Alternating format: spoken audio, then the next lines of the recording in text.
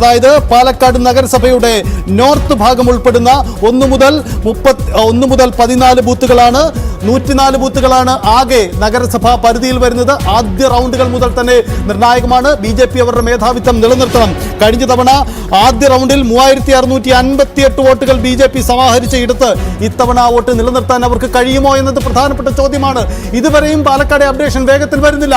87 വോട്ടുകൾ എന്ന തപാൽ വോട്ടുകളുടെ കണക്കുകൾ മാത്രമാണ് പാലക്കാട് നിന്നും വരുന്നത്. പാലക്കാട് നിന്നും നമ്മൾ പ്രതീക്ഷിക്കുന്നത് ആദ്യ EVM ഫലസൂചനയാണ്.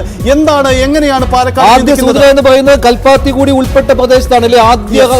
ആദ്യ റൗണ്ട് എന്ന് പറയുമ്പോൾ 1, 2, 3, 4 ഈ 4 ബൂത്തുകളും വരുന്നത് കൽപ്പാത്തിയിലാണ്. അത് കഴിഞ്ഞ് കുമരപുരം, അങ്ങനെയുള്ള ആദ്യ 14 ബൂത്തുകൾ വരുമ്പോൾ BJPയുടെ സ്ട്രോങ് ഹോൾഡ് ആണത് എന്ന കാര്യത്തിൽ സംശയമില്ല. സ്ഥാനാർത്ഥിയുടെ വീടിരിക്കുന്ന മേഖലകൾ കൂടിയാണ് ആ മേഖലയിൽ ഉൾപ്പെടുന്നത് എന്നതും പ്രധാനപ്പെട്ടതാണ്.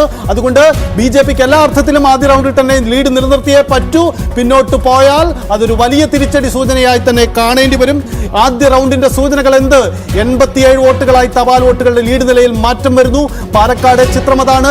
EVM ഫലം പ്രതീക്ഷിക്കുന്നു. വേഗത്തിൽ 87 വോട്ടുകൾക്ക് ഇപ്പോഴും 87 എന്നുള്ളത് തപാൽ വോട്ടുകളുടെ ലീഡ് നിലയാണ്. EVMന്റെ റിസൾട്ട് വന്നിട്ടില്ല ഇതുവരെ. പാലക്കാട് EVMന്റെ റിസൾട്ട് വന്നിട്ടില്ല. ആദ്യ റൗണ്ട് വരാൻ പോകുന്നതേ ഉള്ളൂ. ഇപ്പോൾ വയനാട്ടിൽ 7000 കടന്നിരിക്കുകയാണ്. പ്രിയങ്ക ഗാന്ധി 7011 വോട്ടുകൾ. ഇപ്പോൾ പാലക്കാട് 27ആയി. തപാൽ വോട്ടുകളിലും വലിയൊരു മേധാവിത്വം പുലർത്തുവാനായിട്ട് C. കൃഷ്ണകുമാറിന് കഴിയുന്നില്ല. ലീഡ് നിലനിർത്തിക്കൊണ്ട് പോകാൻ കഴിയുന്നുണ്ട്. ഒരു തവണ മാത്രമേ ലീഡ് രാഹുൽ മാങ്കൂട്ടത്തിന് കിട്ടിയുള്ളൂ. 1414 വോട്ടുകളുടെ ലീഡ് ഇപ്പോൾ ഉള്ളത് UR പ്രദീപിന് ചേലക്കരയിലാണ്. അത് ആദ്യ റൗണ്ട് EVM എണ്ണി തുടങ്ങിയപ്പോൾ ഉള്ള ലീഡ് നിലയാണ്. പക്ഷെ പാലക്കാട് തപാൽ വോട്ടുകളിലും കഴിഞ്ഞ തവണത്തെ അതേ മേധാവിത്വം, കഴിഞ്ഞ തവണ ശ്രീധരന് കിട്ടിയ ആ മേധാവിത്വം ഇപ്പോൾ ഇല്ല. 27 വോട്ടുകളുടെ ലീഡാണ് ഇപ്പോൾ C. കൃഷ്ണകുമാറിന് പാലക്കാടുള്ളത്. പക്ഷെ ആദ്യ റൗണ്ട് EVM എണ്ണാൻ എടുക്കുമ്പോൾ എത്രയായിരിക്കും ലീഡ് കിട്ടുക? ഇഞ്ചോടിഞ്ച് പോരാട്ടം തുടക്ക സമയത്ത് തപാൽ വോട്ടുകളിൽ കാണാൻ കഴിയുന്നുണ്ട് പാലക്കാട് അല്ലേ? പാലക്കാട് വളരെ പ്രകടമാണ്. തപാൽ വോട്ടുകൾ തന്നെ ആ മത്സര സ്വഭാവം പ്രകടമാക്കുന്നുണ്ട്. കാരണം തപാൽ വോട്ടുകൾ സാധാരണ അങ്ങനെ ചാഞ്ചാടാറില്ല. ഇത് ഇത്തവണ മാറിയിട്ടുണ്ട്. അതൊരു ട്രെൻഡ് സൂചനയാണോ? അങ്ങനെയെങ്കിൽ നമുക്കൊരു പക്ഷേ പാലക്കാടിന്റെ ഫലമറിയാൻ കണ്ണാടി എണ്ണുന്നതുവരെ കാത്തിരിക്കേണ്ടി വന്നേക്കാം. അതാണ് പാലക്കാട് നൽകുന്ന സൂചന. പാലക്കാട് ആദ്യ റൗണ്ട് എന്ന് പറയുന്നത് BJPയുടെ സ്ട്രോങ് ഹോൾഡ് ആണ്. അവിടെ എങ്ങനെയായിരിക്കും എന്നുള്ളതാണ്. സരിൻ ഇപ്പോഴും 3ാം സ്ഥാനത്താണ്. സരിന്റെ ആത്മവിശ്വാസം അമിതമായി പോയോ എന്നുള്ള സംശയമുണ്ട്. തപാൽ വോട്ടുകളിൽ LDF പരമ്പരാഗതമായി നേടുന്ന ഒരു എഡ്ജ് ഉണ്ട്. പക്ഷെ പാലക്കാട് അത് സംഭവിക്കാറില്ല. ഇത്തവണയും പാലക്കാട് BJPക്കാണ് ആ എഡ്ജ് തപാൽ വോട്ടുകളിൽ കിട്ടിയിരിക്കുന്നത്. ആദ്യ റൗണ്ടിൽ എങ്ങനെയാണ് എന്നുള്ളതാണ് ഇനി അറിയേണ്ടത്. ചേലക്കരയിൽ 1810 വോട്ടുകൾക്ക് UR പ്രദീപ് മുന്നിൽ എന്ന് പറയുമ്പോൾ അവിടെ EVM റിസൾട്ട് വന്നു തുടങ്ങി. വരവൂർ പഞ്ചായത്തിലെ ആദ്യ 14 ബൂത്തുകളാണ് ആദ്യം എണ്ണുന്നത്. അതെ, പാലക്കാട് തെരഞ്ഞെടുപ്പ് ഫലം പറയുമ്പോൾ അവിടെ ജയിച്ചതാരെന്നത് മാത്രമല്ല, 2ാം സ്ഥാനത്ത് 130.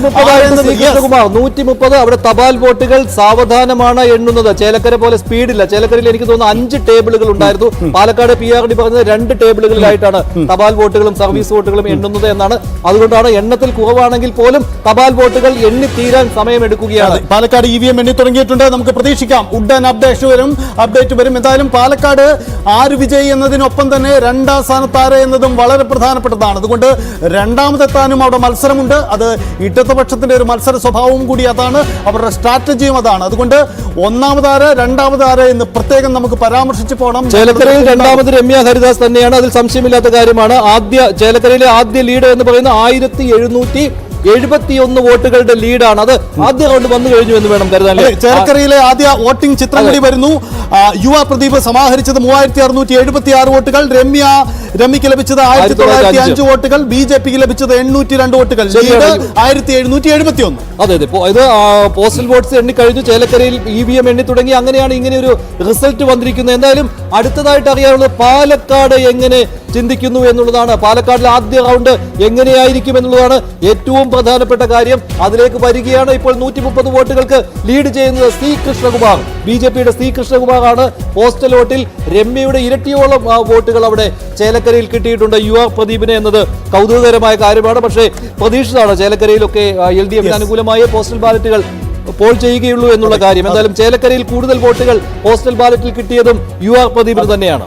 അതെ, നമ്മളിപ്പോൾ കാണുന്നത് ചേലക്കരയുടെ പോസ്റ്റൽ ബാലറ്റ്, പോസ്റ്റൽ ഹോം ബാലറ്റുകളുടെ ചിത്രമാണ്. നമുക്ക് വരവൂർ പഞ്ചായത്തിന്റെ കൗണ്ടിങ്ങിന്റെ റിസൾട്ട് പ്രേക്ഷകരിലേക്ക് എത്താൻ കാത്തിരിക്കേണ്ടി വരുന്നു. എന്തായാലും ഒരു കാര്യം വ്യക്തമാണ്, ചേലക്കരയിൽ ഏറെക്കുറെ തപാൽ വോട്ടുകളിൽ വൺ സൈഡഡ് പോളാണ് നടന്നിരിക്കുന്നത്. വലിയ മേധാവിത്വം ഇടതുമുന്നണിക്കുണ്ട്.